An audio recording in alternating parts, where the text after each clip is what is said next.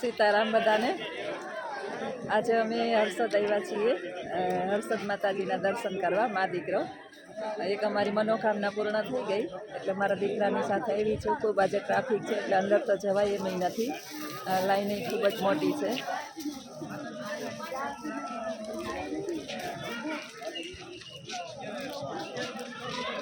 સરસ સાંજનો સમય છે, 6:30 જેવું થઈ ગયું છે।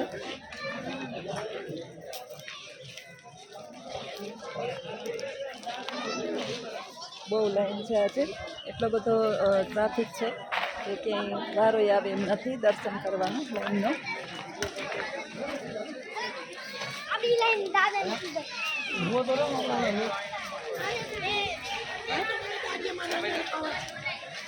બહુ ટ્રાફિક છે આજે માતાજીના। હું તમને બહારથી જ દર્શન કરાવી દઈશ બધાને। એટલી બધી ભાઈઓની બેગની ટ્રાફિક છે ને કે અંદર જવાનો તો ક્યાંય સ્કોપ જ નથી, લગભગ બહુ લાઈન છે। અત્યારે દિવાળીનો રજાનો માહોલ છે એટલે બહારના યાત્રાળુઓની પણ સંખ્યા વધી ગઈ છે, એટલે બહુ ટ્રાફિક છે તો લગભગ વારો નહીં આવે દર્શન કરવાનું। હું પણ બહારથી જ દર્શન કરી લીધા છે।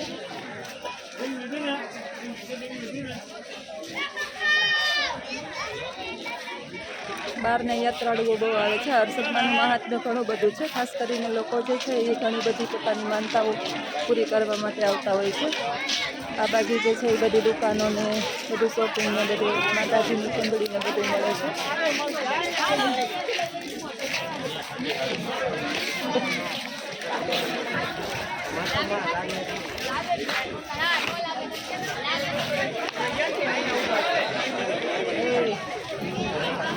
હર્ષદમાંનું મહાત્મ્ય એટલું છે કે ખાસ કરીને કોઈ પણ પ્રકારના આપણે હરસ કે એની બીમારી હોય અને આપણે એની માનતા કરીએ તો બધું આપણી બીમારી દૂર થઈ જતી હોય છે, હરસને બધું મટી જતું હોય છે। અને માનતા કરવાની અંદર ખાસ પ્રકારની આપણી અંદર એક પ્રકારની આસ્થા હોવી જોઈએ તો જ માનતા સફળ થાય છે। આજે મારી પણ માતાજી હર્ષદ માતાએ એક માનતા જે છે એ સ્વીકારી અને પરિપૂર્ણ કરી છે, એટલે હું પણ અહીંયા દર્શનાર્થે આવી છું।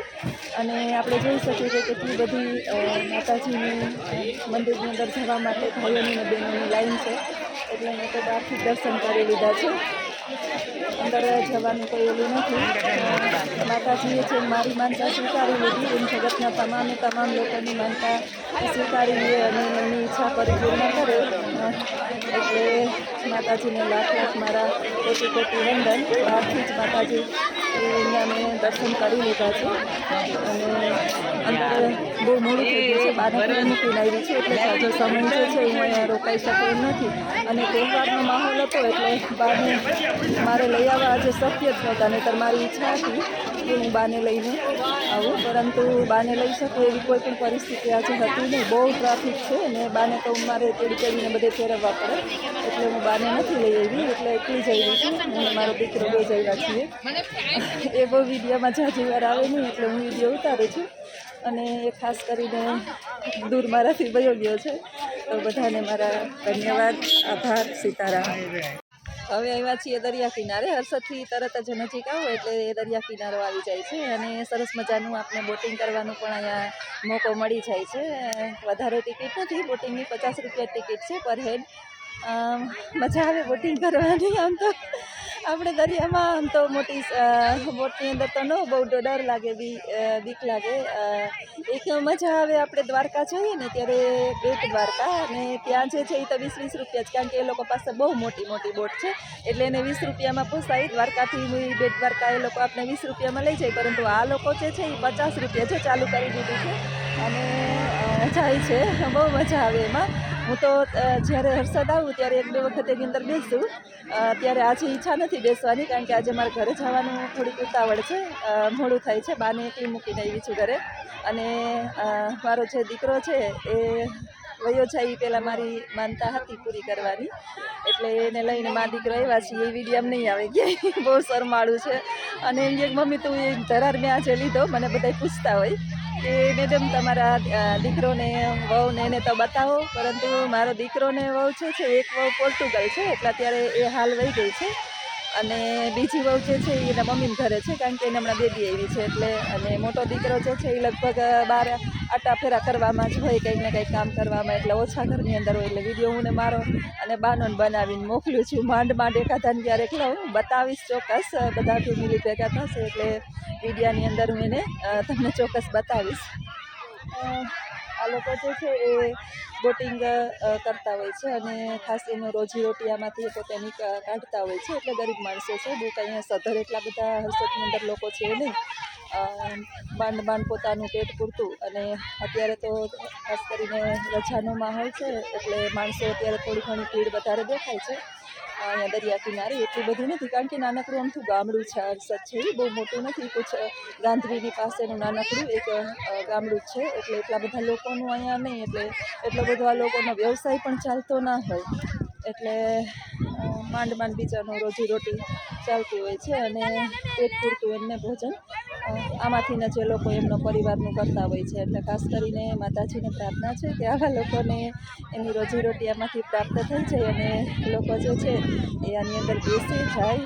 અને હું તો બેસીશ કે નહીં બેસીશ, આજે તો લગભગ એ ઈચ્છા તો બહુ છે કે થોડીક વાર એની અંદર બેસી લઉં, કારણ કે મને બોટિંગ કરવું બહુ ગમે. પણ છોકરો ક્યારનો આગળથી ઇશારા કરે છે, હાલ મમ્મી હાલ, હવે મમ્મી મોડું થાય છે. બીજી પણ ચાલુ કરી દીધી છે બોટિંગ અને મજા આવે છે. ભગવાન કરે કે જલ્દી થોડીક આમાંથી ટ્રાફિક ઓછી થાય તો એક દિવસ બાને લઈને આવું અને બાને પણ આ બધું બતાવું. સીતારામ, બધાને આવજો, ધન્યવાદ.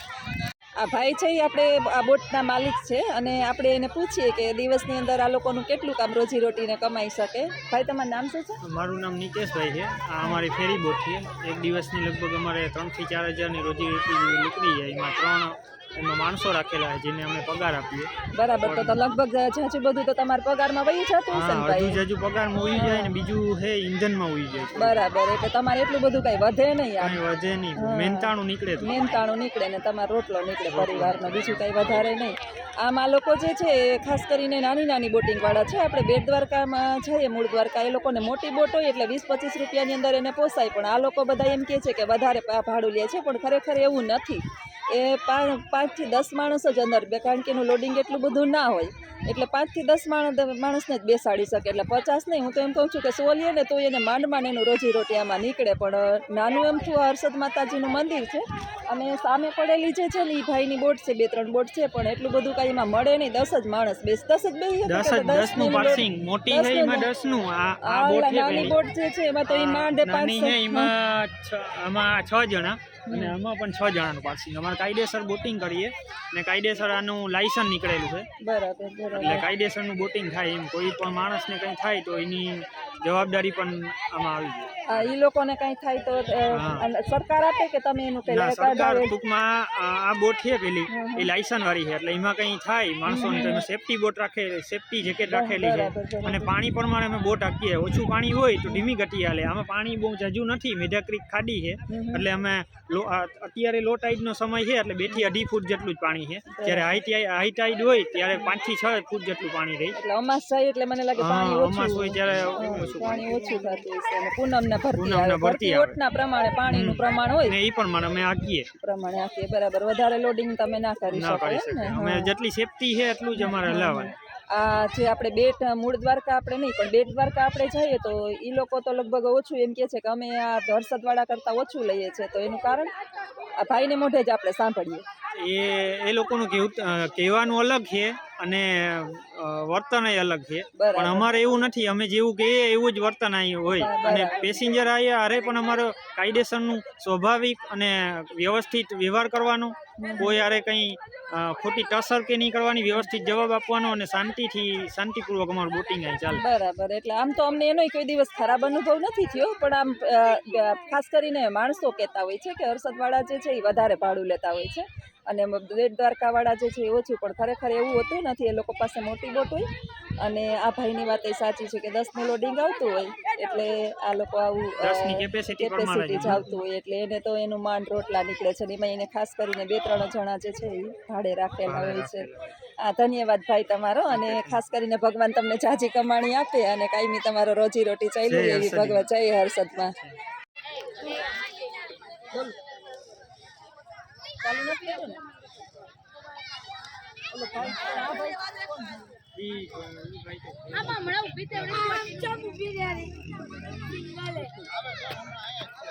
મેં તો બોલી દીધું પાછો બન્યો પૂછીએ કે ખરેખર આની મર્યાદા કેટલી અથવા તો આમાં તમારે ઈંધણ ને આ બધું કેટલું જોઈએ અને વોરંટી કેટલી અથવા તો તમને કેટલું આમાં કાંઈ ઇન્કમ કે થાય નફો ખોટ કેટલી થાય આપણા ભાઈને પૂછીએ થોડુંક એના વિશે એટલે આપણે જાણકારી મળે. હવે આમાં નફો તો એવું થાય કે જ્યારે પેસેન્જર હોય અને હાઈ ટાઈડનો સમય હોય ત્યારે થોડો ઘણો નફો પણ થતો હોય અને ઘણીવાર અમારા એન્જિન આ જે મેઢા ક્રીક ખાડી છે બરાબર આ લગભગ ઐતિહાસિક ખાડી છે કે જબરુસા વાણિયાના વખતથી આ ખાડીનું ઇતિહાસમાં પણ આપણે જોવા મળે પણ ખરેખર આ ખાડીનું ડ્રેજિંગ છે ઘણા વર્ષોથી અટકાયેલું છે જેના કારણે આ બોટિંગ પણ અમે કરીએ તો આનું જે એન્જિન છે એ લગભગ લાખથી 2 લાખ સુધીની કિંમતમાં આવે.